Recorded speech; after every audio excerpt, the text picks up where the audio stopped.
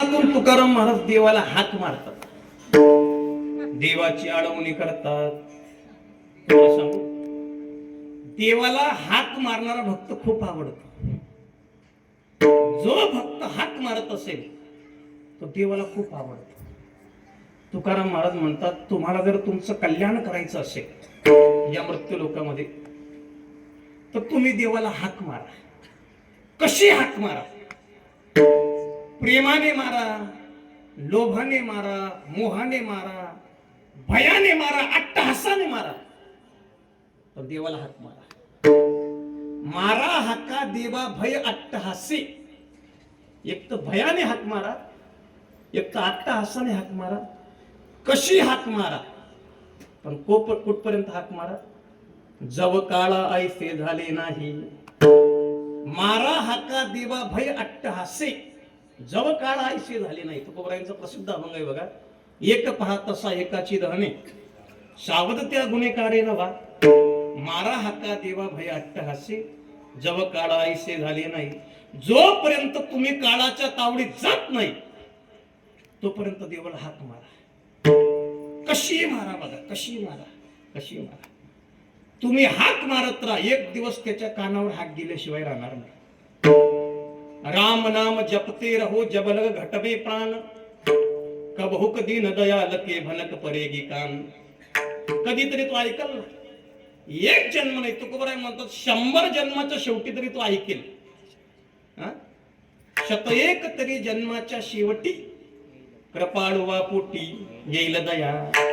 तुम्ही त्याला हाक मारा. कारण या मृत्यू लोकामध्ये सर्वोत्तम लाभ देवाला हाक मारण्यातच आहे. विठ्ठल विठ्ठल. या मृत्यू लोकाचे 3 नियम आहे बघा. 3 नियम, प्रमुख नियम आहे. 3 नियम तुकोबर आपलं निळोबराय सांगतात. येणे एकले हो जाणे ही शेवटी. येथे राहण्याची नाही कल्पकोटी. जोडीले धन तेन चले लक्ष कोटी. म्हणून आली या सावळ्याच्या बेटी हो. आता घालावो याच्या पायावरी. हाची चुकविल जन्माची भोवरी. या मृत्यू लोकांचे 3 नियम आहे. पहिला नियम काय? येणे एकले व जाणे ही शेवटी. पहिला नियम. या मृत्यू लोकांमध्ये एकटंच यायचंय. फेसबुकवर तुमचे 5000 मित्र आहेत, पण येताना या मृत्यू लोकात एकटंच यायचंय. येणे एकले एकटंच यायचंय.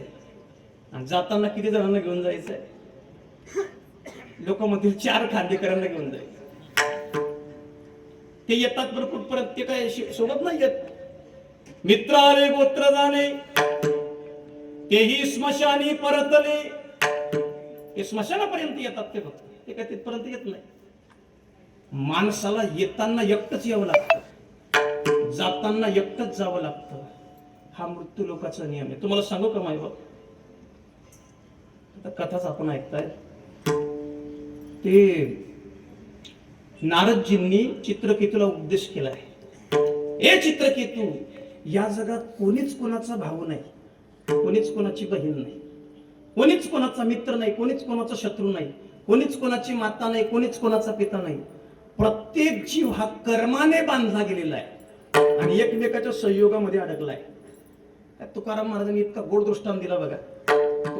तुकोबराय म्हणतात, नदीला जर पूर आला, पूर, तर महापुरामध्ये अनेक लाकडं येतात आणि ते लाकडं असे सोबत वाहतात.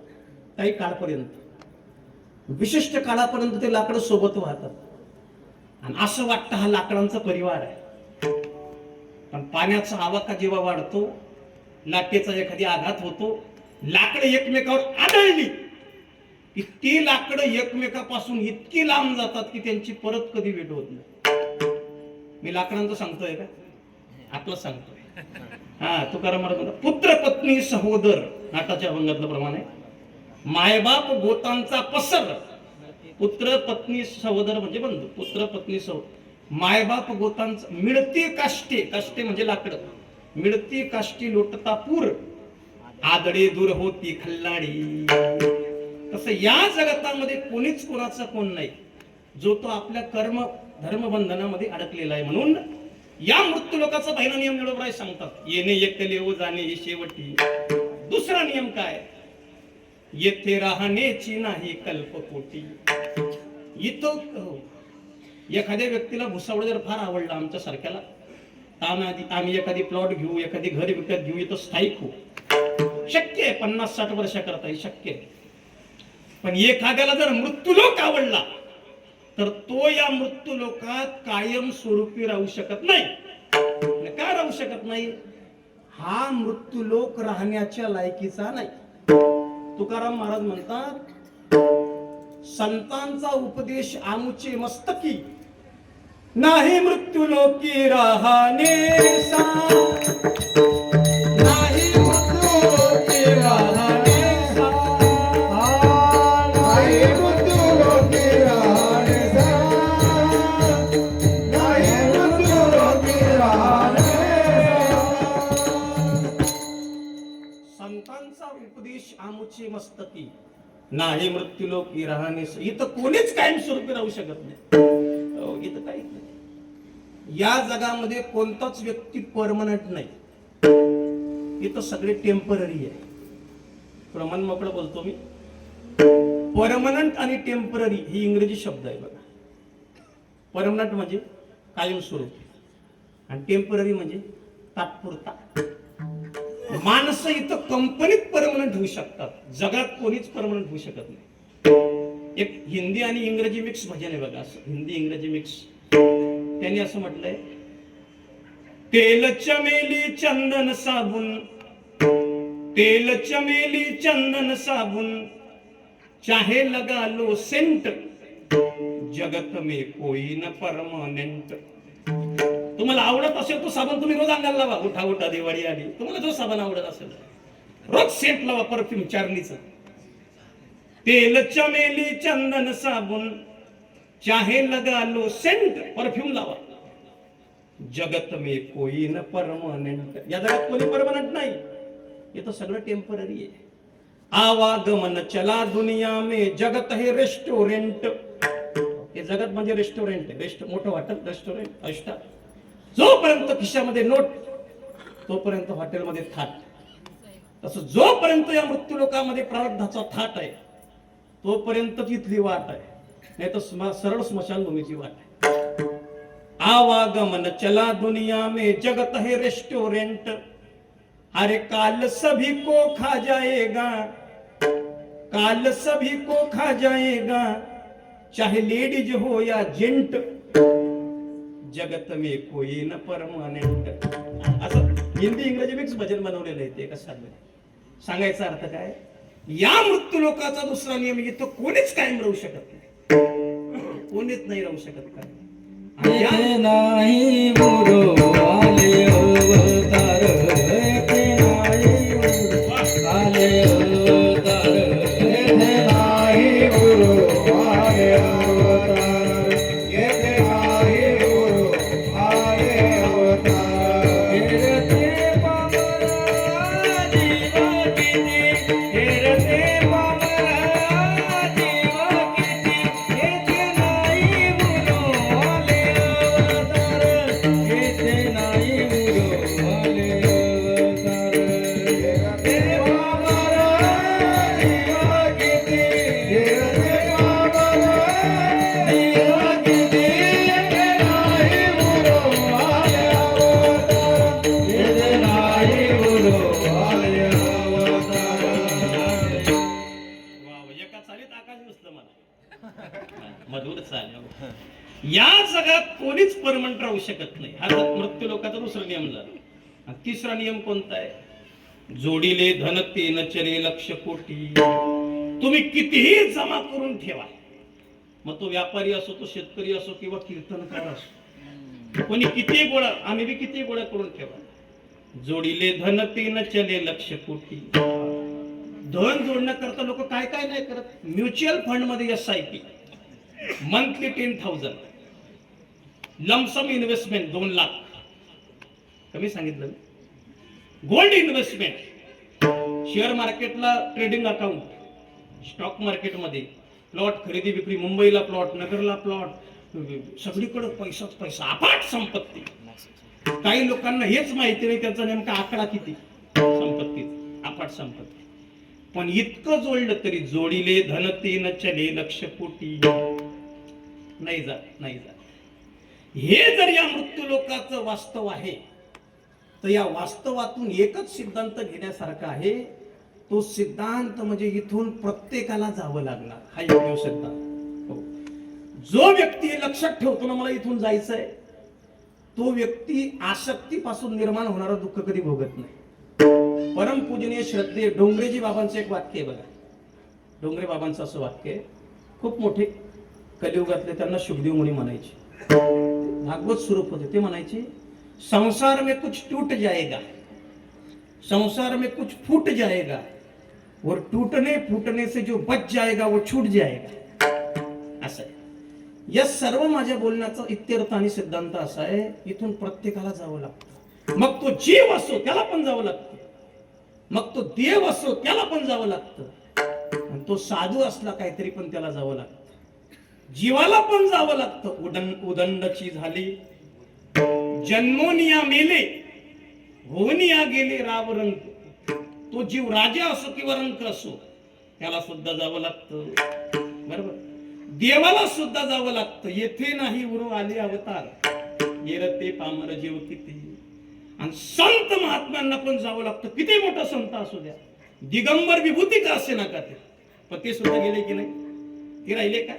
गेले दिगंबर, ईश्वर विभूती, राहिल्या त्या कीर्तीला. प्रश्न निर्माण होतो, सगळे जर जाण्याकरताच आले मग येतातच का बरं? हा प्रश्न आहे की नाही? मी भुसावळला कशा करता आलो? मसावरून भुसावळला कशा करता? घरी जाण्याकरता आलो ना. मी मसावरून भुसावळला आलो. का बरं आलो? अरे घरी जाण्याकरता आलो, आता घरी जाणार आहे.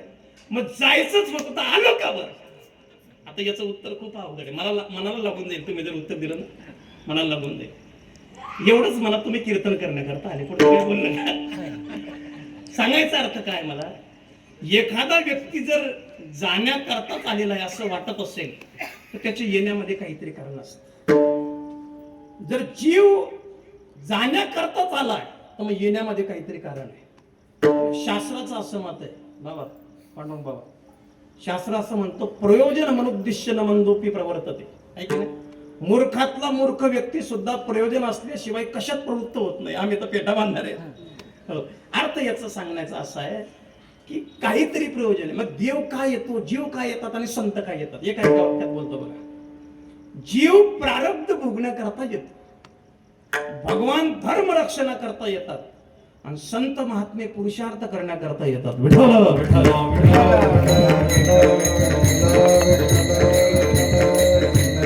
जीव कशा करता येतो?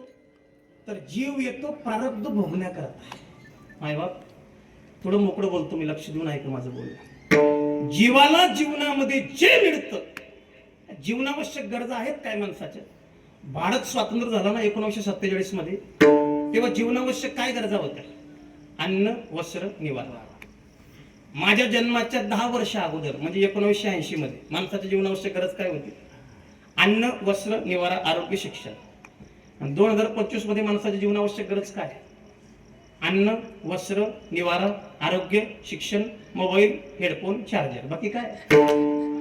मला सांगायचं असं आहे, जीवनामध्ये जीवाला जे प्राप्त होते, थोडं कडक वाक्य लक्ष द्यावं, जीवनामध्ये जीवाला जे प्राप्त होते, जी त्याला निमित्त जरी व्यवसाय असेल पण त्याच्या मिळकतीमध्ये त्याचं संचित काम करत.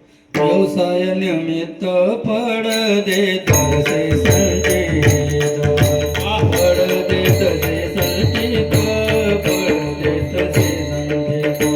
व्यवसाय निमित्त फळ देत से संचित, फळ देत से संचित, फळ देत से संचित.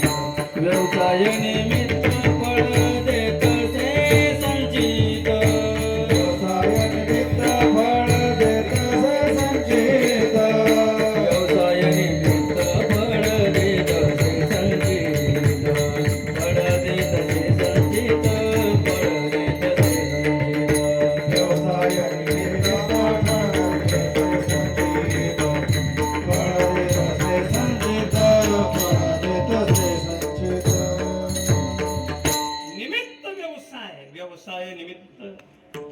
जे फल प्राप्त होतं त्याच्या मागे त्याचं संचित प्रारब्ध काम करतं.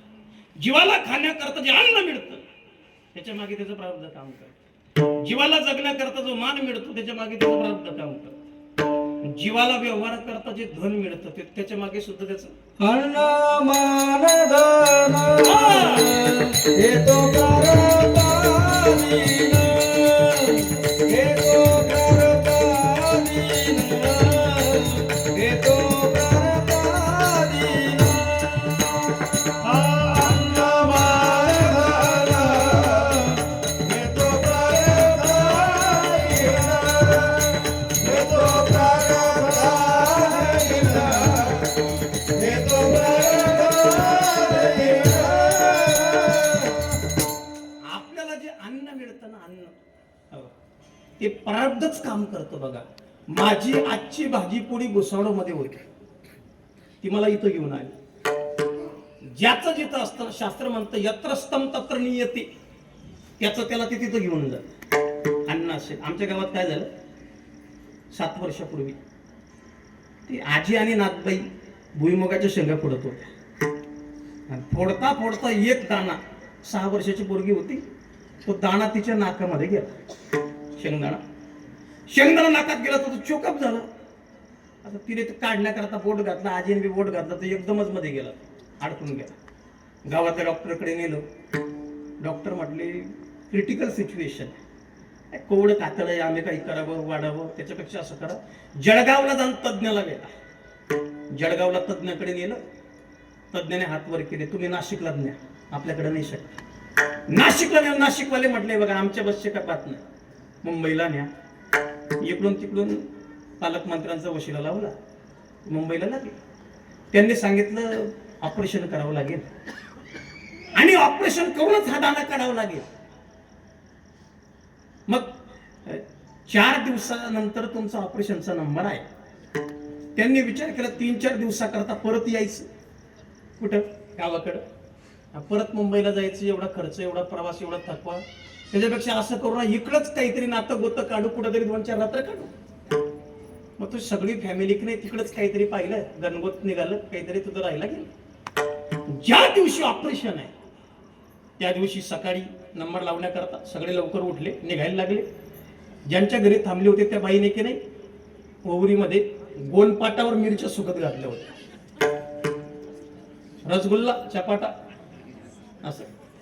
आणि तिने ती हे निघायला लागले तेवढ्यात तिने ते मिरच्या आवडल्या आणि ते गोलपाट असं झटकलं. त्याचा सगळा धुवा खकाना तो सगळं ते पुरीच्या नाकात गेला. गेल्याबरोबर एकच शिंक आली. शिंक आल्याबरोबर दाना बाहेर पडला. एकच टप्पा घेतला त्या दाण्याने. टप्पा बॉलचा एक टप्पा पडतो की, दुसरा टप्पा कोंबडीच्या तोंडात गेला बघा. कोंबडीने तो दाना बरोबर तोंडात मटकला आणि चावायला सुरुवात केली. मला सांगा, तो दाना कोंबडीच्या प्रारब्धात होता, तो कोंबडी दाण्यापर्यंत आली का दाना कोंबडीपर्यंत गेला? दाना कोंबडीपर्यंत गेला. कबीर महाराज म्हणतात तसं प्रारब्ध आपल्यापर्यंत भाकर घेऊन येत नाही, आपल्याला भाकरीपर्यंत पोहोचवल्याशिवाय राहत नाही. जिसकी रोटी उसको ढूंढे दिल में रखो राम, दाने दाने पे लिखा है. तुम्हाला अर्थच माहिती होत. अर्थ याचा काय होतो मायबाप? याचा अर्थ असा होतो, माणसाच्या जीवनात जे अन्न मिळतं याच्या मागे त्याचं प्रारब्ध काम करतं. झालं की नाही? दुसरी गोष्ट, जगण्याकरता जो मान मिळतो त्याच्या मागे प्रारब्ध काम करतं. आम्ही असे लोक पाहिले, करोडोची प्रॉपर्टी, कोट्यवधीची इस्टेट, त्यांना घरात पण कोणी विचारत नाही. अशी लोक आहेत, ठणठण पाल कवडी नाही त्यांच्याकडे, पण सगळं गाव त्यांना राम राम घालतं. मानामागे प्रारब्ध काम करत. आणि तिसरी गोष्ट आहे धन. धनामागे सुद्धा प्रारब्ध काम करत.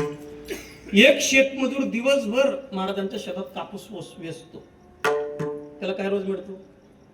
200 रुपये 300 रुपये रोज मिळतो. आणि त्याच मजुरांवर लक्ष ठेवणारा एक मुकडदम असतो, तो सावलीत उभा राहतो आणि 1000 रुपये रोज काढतो. म्हणजे ज्यांचा घाम गळतो ते 200-300 वर, आणि हा लक्ष ठेवणारा सावलीमध्ये बैलगाड्यावर बसतो, 2 वेळेस मस्तने हरी भाकर वगैरे खातो, 1000 रुपये काढतो. आणि यांच्यावरचा एक असतो अजून एक वरचा, तो 5000 दिवसाला काढतो. आणि व्यापाऱ्यांचं काय नाही बोलणंच चांगलं आहे, ते काही बोलायची गरज नाही. सांगायचा अर्थ काय की या सगळ्या गोष्टींमध्ये प्रारब्ध. तरी तुकाराम महाराजांचा एक दृष्टांत घेऊन जातो. तुकोबराय म्हटले एका कुंभाराची भट्टी आहे, त्यानेच 3 मडके घडले, त्याच्याच भट्टीमध्ये ते मडके तयार झाले, शेकून तयार झाले. माती रांधणारा कुंभार तोच, मडके घडणारा कुंभार तोच, आव्यामध्ये भट्टीमध्ये भुजणारा कुंभार तोच, त्याच्याच हातचे 3 मडके. पण एक मडक त्याच्यामध्ये लोणी साठवण्यात आलं, एक मडक स्वयंपाक घरात पाणी ठेवण्यात आलं, आणि एक मडक म्हाताऱ्या बाबाच्या खाटीखाली गेलं. आलं का लक्षामध्ये? मी काय स्मशानभूमीचं नाव काढत नाही, म्हाताऱ्या बाबाच्या खाटीखाली गेलं. म्हणजे तुमकी करता घाण विष्टे करता मला सांगा. कुंभार एक, आवा एक, मडक्याची माती एक, मडके 3, सगळं सेम आहे, पण मडके वेगवेगळ्या दिशेला गेली. याच्या मागचं कारण काय? कैसे भिन्न भिन्न साठे प्रारब्धाने केले वाटे. प्रारब्धाने केले वाटे, प्रारब्धाने केले वाटे. कैसे भिन्न भिन्न साठे प्रारब्धाने केले वाटे. प्रारब्धाने केले वाटे, प्रारब्धाने केले वाटे. ऐसे भिन्न भिन्न साठी हो केले प्रारब्धाने वाटे. तुकोबराय म्हणतात कुंभ अवघा एकी आवा आणि पाकी एकी गो फेडावा. या अशा मडक्यांमध्ये हे भेदतावर आले. ऐसे भिन्न भिन्न साठे राजू महाराजांनी सांगितलं, केले प्रारब्धाने वाटे. हे सगळं प्रारब्धामुळे घडलं. सांगायचा अर्थ असा आहे, जीव प्रारब्ध भोगण्याकरता येतो, विषय संपला. भगवान परमात्मा धर्मरक्षणा करता येतो. जेव्हा जेव्हा या मृत्यू लोकांमध्ये विषम परिस्थिती निर्माण होते, पाप वाढतं, अधर्म वाढतो, धर्माची ग्लानी होते, त्यावेळेस धर्माचं रक्षण करण्याकरता जब जब होय धर्म की हानी, बाढे अदम असुर अभिमानी, तब तब धरी प्रभु विविध शरीरा, हरहि कृपा निधी सज्जन पीरा, धर्म हेतु अवतरे हुर बुराई. भगवान धर्म रक्षणा करता येतो, धर्म रक्षणा करता.